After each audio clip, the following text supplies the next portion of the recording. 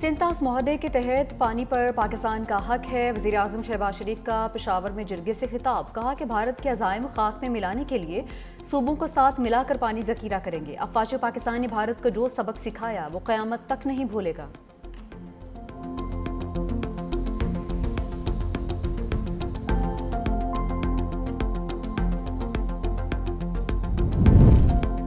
بانی سے pattern in chief ڈیالہ کے مکین نے خود کو نیا عہدہ دے دیا۔ Chairman P T I barrister Gohar کہتے ہیں بانی بطور پیٹرن ان چیف احتجاج تحریک خود لیڈ کریں گے۔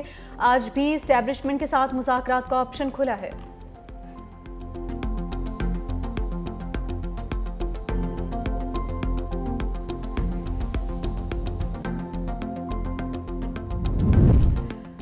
ملیر جیل سے فرار 83 قیدی دوبارہ گرفتار۔ واقعے پر وزیر اعلیٰ سندھ کا بڑا فیصلہ، صوبے کی تمام جیلوں کے سیکیورٹی آڈٹ کا حکم دے دیا۔ ڈی آئی جی جیل حسن کو معطل کر دیا۔ Aslam Malik D I G jail Karachi تعینات، نوٹیفیکیشن جاری۔ کراچی زلزلوں کی زد میں آ گیا۔ 3 روز کے بعد زلزلے کے 19 جھٹکے، شہریوں میں خوف و ہراس۔ 19واں زلزلہ 11:34 پر آیا۔ ریکٹر سکیل پر شدت 2.5 ریکارڈ کی گئی۔ گہرائی 30 کلومیٹر تھی۔ سب سے بڑے زلزلے کی شدت 3.6 ریکارڈ کی گئی۔ گہرائی 10 کلومیٹر زیر زمین تھی۔ بلاول بھٹو نے امریکہ کے سامنے بھی پاکستان کا مقدمہ رکھ دیا۔ نیو یارک میں پاکستان کے سفارتی مشن کے سربراہ بلاول بھٹو زرداری کی قیادت میں پارلیمانی وفد کی اقوام متحدہ میں امریکہ کی قائم مقام مستقل مندوب ڈورتھی ایشیا سے ملاقات۔ کہا مہذب دنیا کے لیے بھارت کا یہ جارحانہ رویہ کافی ہے کہ وہ پانی کو بطور ہتھیار استعمال کر کے کروڑوں انسانوں کو سزا دینا چاہتا ہے۔ بلاول بھٹو کی سلامتی کونسل کی صدر کیرولین روڈریگز سے بھی ملاقات ہوئی۔ کہا مسئلہ کشمیر کا منصفانہ حل جنوبی ایشیا کی پائیدار امن کی کنجی ہے۔ پاکستانی پارلیمانی وفد کی اقوام متحدہ میں OIC رکن ممالک کو بریفنگ۔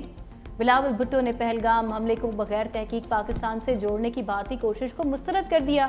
کہا بھارت نے جھوٹے الزامات کو سرحد پار حملوں کا جواز بنایا۔ بھارتی جارحیت نے خطے کو غیر محفوظ بنا دیا۔ دنیا کو اس خطرناک رجحان کو معمول بننے سے روکنا ہوگا۔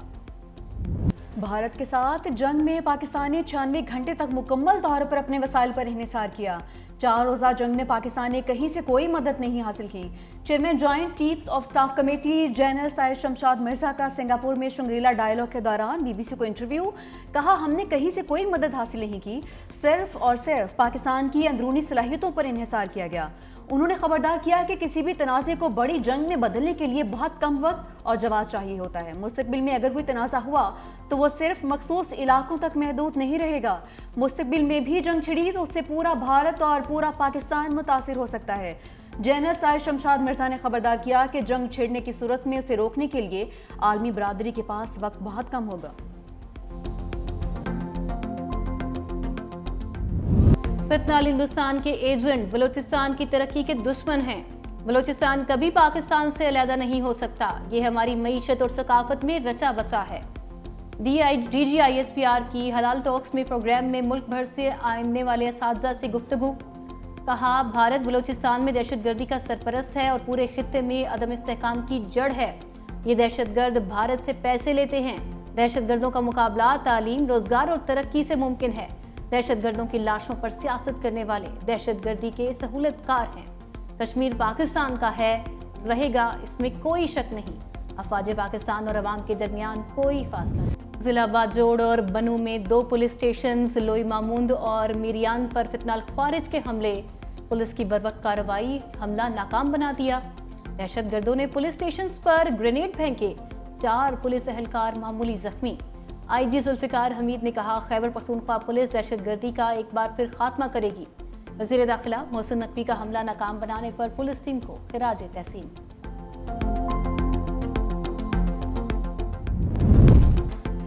انتہا پسند ہندو تنظیم RSS کی سکھوں کو دہشت گرد ثابت کرنے کی کوشش کی اصل حقیقت سامنے آ گئی۔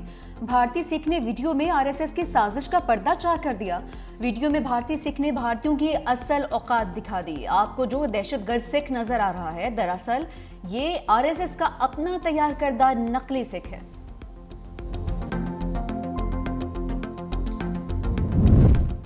ٹک ٹاکر ثنا یوسف کا قاتل فیصل آباد سے گرفتار۔ IG اسلام آباد علی ناصر رضوی کی پریس کانفرنس، کہا ٹک ٹاکر ثنا یوسف کے قاتل کو فوری کارروائی کر کے گرفتار کر لیا گیا۔ ملزم میٹرک پاس اور فیصل آباد کا رہائشی ہے۔ ملزم کا تعلق متوسط طبقے سے ہے اور ذریعہ معاش سوشل میڈیا ہے۔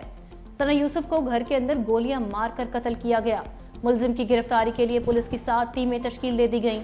سیف سٹی کے کیمروں جدید ٹیکنالوجی سے ملزم کو گرفتار کیا گیا۔ ثنا یوسف کا موبائل فون جائے وقوع پر موجود نہیں تھا۔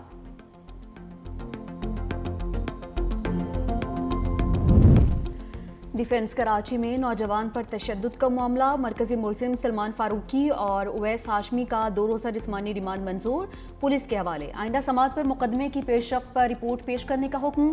تشدد کیس میں اب تک 4 ملزم پکڑے جا چکے ہیں۔ پیشی کے بعد دونوں ملزمان کو مارنے کی کوشش، پولیس نے دوڑ لگا دی۔ وکلاء نے ملزمان کے خلاف مارو مارو کے نعرے لگائے۔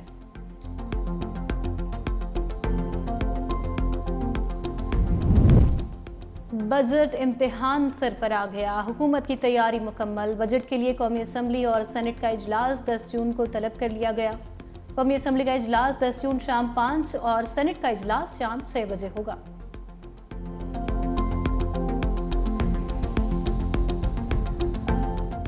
IMF نے پاکستان کے 2 بڑے مطالبات مان لیے، دفاعی بجٹ میں اضافے اور تنخواہوں پر ٹیکس ریلیف دینے پر آمادگی ظاہر کر دی۔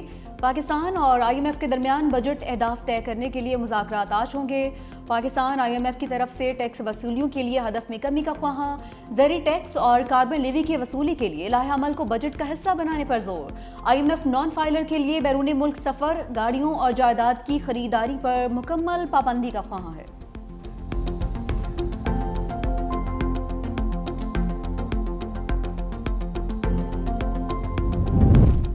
ایشیائی ترقیاتی بینک نے پاکستان کے لیے $80 کروڑ کی منظوری دے دی۔ رقم ریسورس موبلائزیشن ریفارمز پروگرام کے تحت دی گئی۔ کنٹری ڈائریکٹر ایما فین کا کہنا ہے پروگرام سے مالیاتی خسارہ اور قرضوں میں کمی کا امکان ہے۔ پاکستان نے میکرو اکنامک حالات بہتر بنانے میں اہم پیش رفت کی ہے۔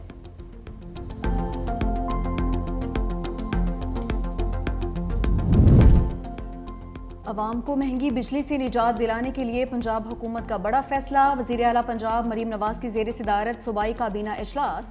پنجاب کی پاور کمپنیز کا ٹیرف کم کرنے کی منظوری، پنجاب رضاکارانہ طور پر بجلی کے نرخ کم کرنے والا پہلا صوبہ بن گیا۔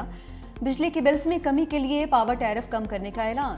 Chief minister wheat program Punjab journalist housing foundation کو گرانٹ ان ایڈ کی بھی منظوری۔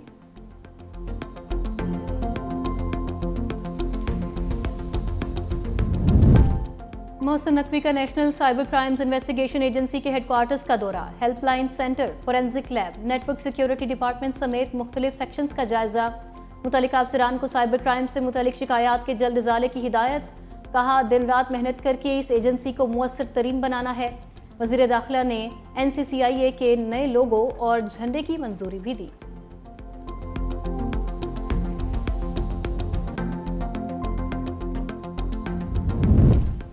غیر اعلانیہ لوڈ شیڈنگ، شرجیل میمن کے الیکٹرک پر برس پڑے، کہا کہ جو صارفین باقاعدگی سے بل ادا کرتے ہیں ان کا کیا قصور ہے۔ سندھ کے دہی اضلاع میں کراچی سے زیادہ لوڈ شیڈنگ ہے۔ ڈسکوز غیر آئینی لوڈ شیڈنگ کرتے ہیں، ہیسکو سیپکو کے الیکٹرک اجتماعی سزا دیتی ہیں۔ وزیر اعلیٰ مراد علی شاہ سندھ کے ایشوز پر جذباتی ہو جاتے ہیں، سندھ کے ایشوز پر زیرو ٹالرنس کرتے ہیں، وفاق سے 2 ٹوک بات کرتے ہیں۔ کراچی میں سائٹ ایریا کے روٹس پر بسیں چلانے کا اعلان۔